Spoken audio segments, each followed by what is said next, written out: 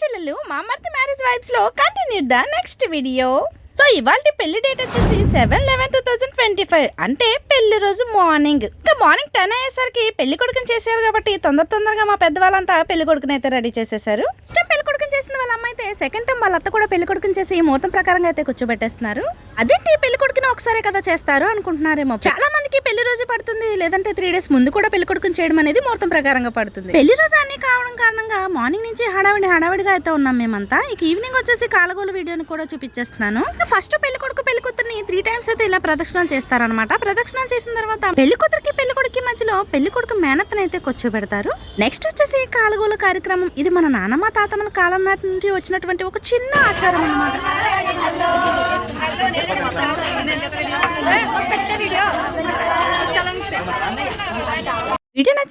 Video నచ్చితే like చేసి share చేసి మన ఛానల్ని సబ్స్క్రైబ్ చేసుకోండి.